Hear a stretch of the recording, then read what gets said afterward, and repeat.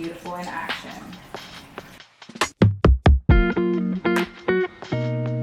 I am obsessed with these images. They are probably some of my favorite images that I've created to date. Like, I really snapped on these, honestly. This is also the second time I'm recording this video because the first round I was out of focus the entire time. So anyway, welcome back to my channel. My name is Kayla Mendez. I'm a beauty and lifestyle photographer based in Los Angeles. I'm also the founder of the Sunroom School, an educational and creative community for photographers and videographers to build a thriving business working with commercial clients. And so if that sounds like you, welcome on in. I am so excited. We're going to be having a lot of exciting announcements coming up for the Sunroom School very soon. So make sure that you are following us over at the Sunroom School on Instagram.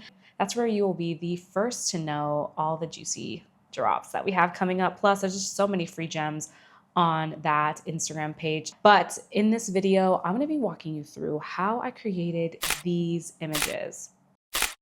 And honestly, they are some of my favorite shots to date. It was one of those shoots where I felt like I was really pushing the boundaries of my creativity. So I'm super stoked on these. This photo shoot was really playing with the theme of water and reflections, and really kind of emphasizing the beauty that water and light makes together. So I only had 3 references for this photo shoot, and I'll pop them on the screen. And so you can kind of see the direction that we had. For this photo shoot, we did end up doing 3 looks. The first 2 looks were more on this water and reflections theme. And the third look was more of this kind of add-on that I did just to add an additional look to all of our portfolios. Now let's dive into how I created this first look. In order to achieve this first look, I knew I needed to find a way to suspend water above the model so I could have the key light shining through the water, creating those really beautiful, like rippled shadow effects.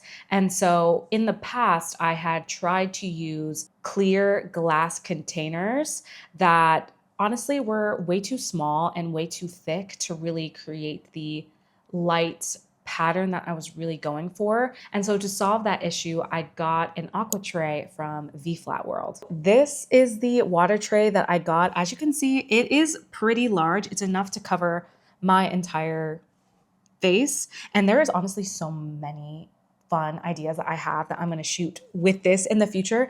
But for this photo shoot, I knew I wanted to like fill this with water and have it above the model's head like this, and the key light would then shine through it. And so we were almost mimicking the sunlight shining through like water to make it look like she was underwater, even though she literally wasn't. The next thing I had to figure out was how I was going to actually suspend this water tank above the model's head. And so for that, I ended up getting a little bit creative with how I set this up. If you have sawhorse legs or maybe additional apple boxes, there is much better ways to set this up than how I set it up for this photo shoot.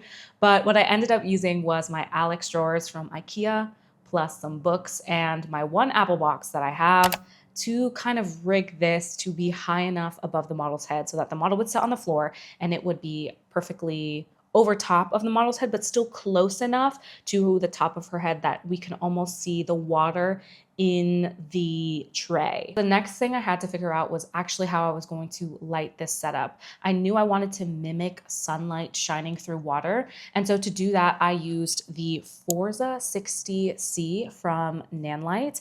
And this is a small but powerful constant light with no modifier. It does have this that's kind of acting as like a zoom reflector. I had it set to like a warmer light setting. It wasn't completely white. It was pretty warm. And I had this set up really high and angled down towards the model to almost mimic the direction of sunlight. So once I had my lighting set up, then we really started to play around and fine tune things. So I did end up having the makeup artist use her like hair blow dryer to create the ripple effect that you see in the water so that we can get a really natural texture with the light kind of rippling through the water. It was gorgeous. With this hard light, it does create a lot of shadows. And so I knew once I started shooting and dialing in the light, I knew I needed to add something to fill in under her chin.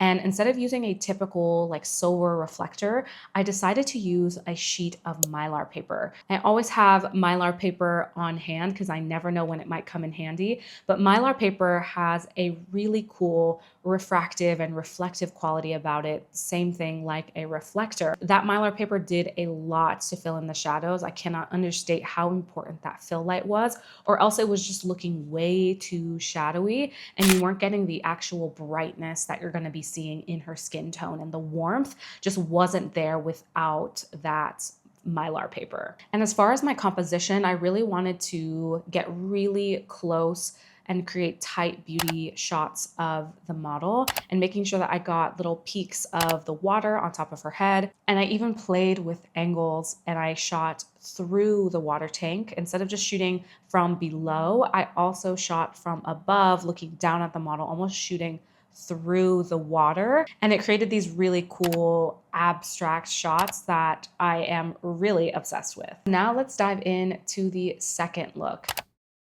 Continuing to play with this water and reflections theme, this time I actually had her outside of the water, quote unquote, and her hair is now wet and she is looking into her reflection in the water. And to replicate water, instead of using the water tank, we used Mylar paper. And so I had one of my Alex drawers as her posing table, and I had her positioned on the floor so that the Mylar paper would be really in close proximity to her face. Perfect position where that light would kind of reflect it, literally creating the exact look. When you bounce light into water, that is what it looks like.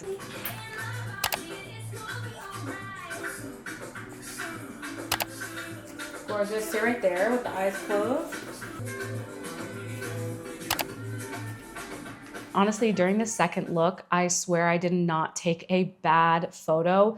We were just on a roll. This lighting setup was so cool. The Mylar paper underneath her chin really added that kind of beautiful reflective quality, just like water, that we were trying to go for. And to wrap up this shoot, we also decided to do a bonus look number 3. Now, this was not on theme at all, but when I'm shooting and just having fun and the model and the makeup artist is already ready to go, sometimes I just throw in a look that doesn't necessarily live in the theme that I'm currently shooting in. Instead of using constant light, I switched to my strobe. I popped a beauty dish and had the makeup artist do something a little more edgy, and we had kind of fun with the different angles that I was shooting in. I even edited this with more of a film editing style because I just wanted to kind of play around with what I typically do for a beauty photo shoot. And so these images came out so much more edgy than I typically shoot, but I really loved the model's look, and I felt like her look really spoke to this kind of style.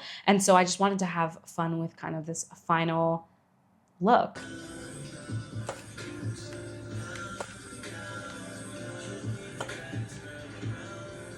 Gorgeous.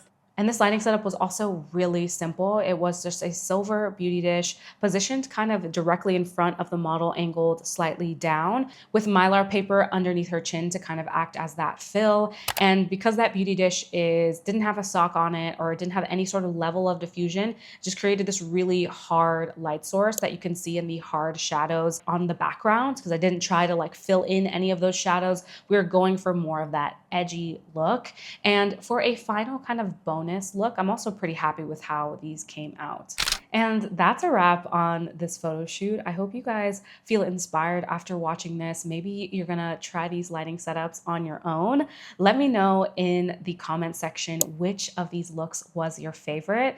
I know me and the team were having a really hard time trying to decide which was our favorite. So let me know in the comments below which one is yours. If you're a beauty photographer looking to dive more into beauty lighting, I have a free guide that you can download in the description that will link you to my go-to camera settings when I'm shooting for beauty photography, as well as just my go-to lighting setups when I'm shooting with strobe. So if that's something that you're interested in, I would highly recommend you download that.